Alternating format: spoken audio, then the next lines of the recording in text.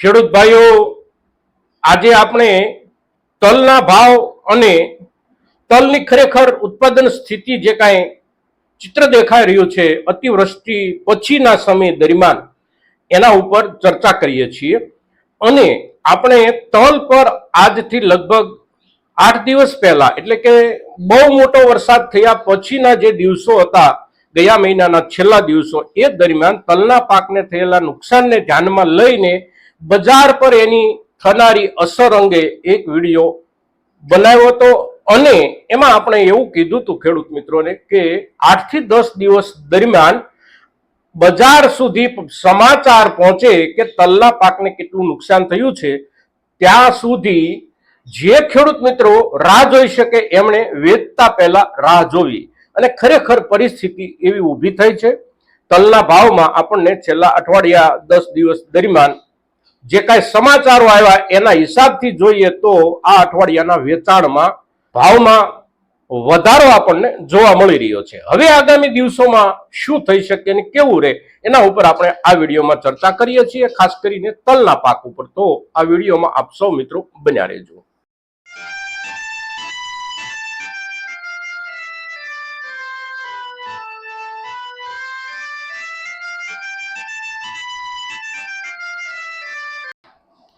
નમસ્કાર ખેડૂત મિત્રો, જય કિસાન જય ભારત। ખેડૂત ભાઈઓ, આજે 7 સપ્ટેમ્બર શનિવારનો દિવસ અને આજે આપણે જે વાત કરવી છે એ આપણા તલના પાકના અત્યારના બજાર અને જે કાંઈ નુકસાન થયું છે અને હજી પણ વરસાદના જે કાંઈ સમાચારો આવી રહ્યા છે, આગાહીઓ આવી રહી છે, આગામી દિવસોમાં વરસાદ પડવાની એ કયા વિસ્તાર ઉપર વરસાદની અસર, કયા વિસ્તારમાં તલનું વાવેતર અને વાવેતરના હિસાબથી તલના પાકમાં જે કાંઈ બચ્યું છે એના ઉપર પણ કેટલી નુકસાનીની શક્યતા એના ઉપર આપણે ચર્ચા કરીએ છીએ। સૌથી પહેલા આપણે આપણા ગુજરાતના વાવેતરને સમજીએ તો આપણું વાવેતર જે વિસ્તારમાં વધારેમાં વધારે તલનું છે એ જ વિસ્તારમાં વિતેલા દિવસો દરમિયાન અતિવૃષ્ટિની ખૂબ મોટી અસર થઈ।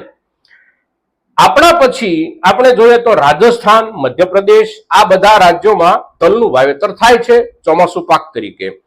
હવે તલનું વાવેતર જે જે વિસ્તારોમાં થાય છે આ દરેક વિસ્તારોમાં વિતેલા દિવસો દરમિયાન એટલે કે જ્યારે આપણે ત્યાં ખૂબ વરસાદ હતો ગયા મહિનાની 25, 26, 27, 28, 29 આ બધી તારીખો અને દિવસો દરમિયાન એ દરમિયાન રાજસ્થાનમાં તો વરસાદ હતો જ, મધ્યપ્રદેશમાં પણ વરસાદ હતો, પણ ત્યાર પછી પણ રાજસ્થાનમાં ખૂબ મોટા પાયે વરસાદ શરૂ છે અને એ વરસાદની અસર તલના પાક ઉપર ખૂબ મોટા પાયે થઈ રહી છે। હવે તલનો પાક એક એવો પાક છે કે તલના પાકને એક વખત કોઈ પણ કારણોસર નુકસાન થઈ જાય એટલે તલના પાકને રિકવરી આવતી નથી કુદરતી રીતે। અત્યારના સંજોગોમાં આપણો જે તલનો પાક છે એ પોતાના પાકવાના અંતિમ તબક્કામાં હોય છે, એના ઉપર બઢા આવી ગયા હોય છે, અંદર દાણા બેસવાના શરૂ થઈ ગયા હોય છે અને કોઈ તલ આગતરા હોય તો એની અંદર દાણા તૈયાર પણ થઈ ગયા હોય છે। હવે એવા સમયે વરસાદ વધારે પડતો આવે, પવન વધારે પડતો આવે તો તલના છોડને જે કાંઈ નુકસાન થાય એ નુકસાનની રિકવરી થઈ શકતી નથી। એ સંપૂર્ણપણે પાક કે છોડ આપણા ખેડૂતના હાથમાંથી જતો રહે છે।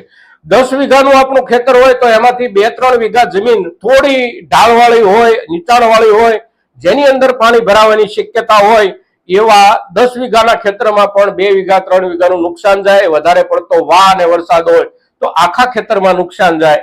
તદ ઉપરાંત સામાન્ય રૂપમાં પણ આપણે જોઈએ તો વચ્ચે વચ્ચે ઘણા છોડ ઉપર નુકસાનની અસર થતી હોય છે। એટલે એકંદર આવા સંજોગોમાં 10-15% સામાન્ય નુકસાન થતું હોય છે, પણ જ્યારે અતિવૃષ્ટિ થાય, ખૂબ મોટો પવન નીકળે ત્યારે વધારે પડતું નુકસાન થતું હોય છે અને એ નુકસાનના કારણે તલના પાકના ઉત્પાદન ઉપર બહુ મોટી અસર પડી રહી છે અને એનું પરિણામ બજારમાં દેખાશે। સાથે સાથે એક વાત બીજી કે આપણે લગભગ 12-15 દિવસ પહેલા પણ તલના મુદ્દા ઉપર એક એપિસોડ બનાવ્યો હતો અને એ એપિસોડ હતો આપણો તલની આયાત મુદ્દા પર। બ્રાઝિલમાં તલનું ઉત્પાદન ખૂબ થયું છે આ વર્ષ દરમિયાન અને આપણને એટલે કે ભારતને તલ વેચવા માટે બ્રાઝિલનું આયોજન લગભગ 40 થી 50 હજાર ટન વર્ષ દરમિયાન આવતા દિવસો દરમિયાન લગભગ આટલો માલ આપણને ભારતને વેચવાની તૈયારીમાં બ્રાઝિલ છે અને અત્યારે આપણા દેશમાં તમામ તેલીબિયાં પાકો ઉપર સરકાર તરફથી કોઈ પણ પ્રકારની આયાત ડ્યુટી હટાવી લેવામાં આવેલી હોવાના કારણે વેપારીઓ કોઈ પણ તેલીબિયાંની આયાત કરી શકે છે અને એ નીતિ અંતર્ગત ગયા એક અઠવાડિયા પહેલાના સમયમાં બ્રાઝિલથી કેટલોક તલનો જથ્થો આપણે ત્યાં આવ્યો હતો. હવે આ જે તલ બ્રાઝિલથી આવે છે એ તલની ક્વોલિટી આપણા તલ જે અહીંયા આપણે પકવીએ છીએ એ તલની સારી ક્વોલિટીના સરખામણીમાં લગભગ ત્રીજા ચોથા ક્રમની ક્વોલિટી આવે છે. એટલે જે ક્વોલિટી આપણી પાસે પાકેલી પડી છે ખેડૂતો પાસે, એ ખેડૂતોમાંથી જેમની પાસે સારી ક્વોલિટીનો માલ છે એમને કોઈ પણ ચિંતા કરવાની જરૂર નથી આગામી દિવસોમાં. આ આયાતવાળા મુદ્દાને ધ્યાનમાં લઈને પણ ત્રીજા ચોથા ક્રમનો માલ જેમની પાસે છે એ માલ પર સામાન્ય અસર કદાચ થઈ શકે છે. 100% થવાની સંભાવના પણ નથી, પણ કદાચ થઈ શકે છે. હવે અત્યારના દિવસોમાં આપણે જોઈએ તો છેલ્લા 3 થી 4 દિવસ દરમિયાન તમે બજારનો અભ્યાસ કરશો તો તલની ખરીદી કરતા વેપારીઓ આજથી 15 દિવસ પહેલા 20 કિલોના ભાવ ઉપર રૂપિયો, 2 રૂપિયા, 3 રૂપિયા આવી રીતે આગળ વધતા હતા. એની જગ્યાએ છેલ્લા 3 દિવસ દરમિયાન તમે બારીકાઈથી જોશો તો વેપારીઓ 10 રૂપિયા, 15 રૂપિયા અને 20 રૂપિયાના ધોરણે સીધા ભાવમાં વધી રહ્યા છે. એટલે એનો અર્થ એ છે કે બજારને ઉત્સાહ છે, વેપારીઓને ઉત્સાહ છે અને ખરીદીનો જે ઉત્સાહ છે એની સાથે જોડાયેલું મૂળ કારણ આપણા જ ખેડૂતોનું એક મોટું નુકસાન છે. એટલે આપણા જે કોઈ ખેડૂતોને નુકસાન થયું છે એ ખેડૂતની જગ્યાએ આપણા બીજા કોઈ ખેડૂતને એક પ્રકારનો લાભ થઈ રહ્યો છે.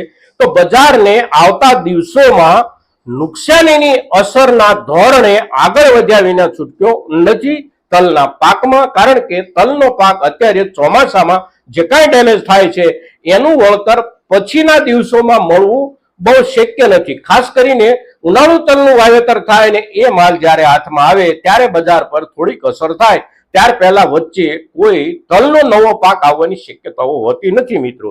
તો આજના દિવસે તલના બજારના હિસાબથી જે કોઈ આપણા ખેડૂત ભાઈઓ પાસે તલનો માલ છે એમણે બજારનો 1-2 દિવસ અભ્યાસ કરવો, વાતાવરણનો અભ્યાસ કરવો, પરિસ્થિતિ કેવી રહેશે એના આંકડાઓ ઉપર પણ નજર રાખવી, ક્યાં વરસાદ થાય છે, ક્યાં વાવેતર છે અને એના આધારે પોતાનો નિર્ણય કરવો. કારણ કે અત્યારના સંજોગોમાં આ ટેકનોલોજીના યુગમાં જેટલી વિસ્તૃત માહિતીઓ આપણે ખેડૂત તરીકે પણ એકત્રિત કરશું એટલો આપણને ક્યાંક ને ક્યાંક લાભ અવશ્ય થશે મિત્રો. તો આજનો આપણો આ વિડીયો આપણા મહત્તમ ખેડૂતો સુધી પહોંચે એવા આપ સૌના તરફથી પ્રયાસો થાય એવી અપેક્ષા સાથે જય કિસાન, જય ભારત.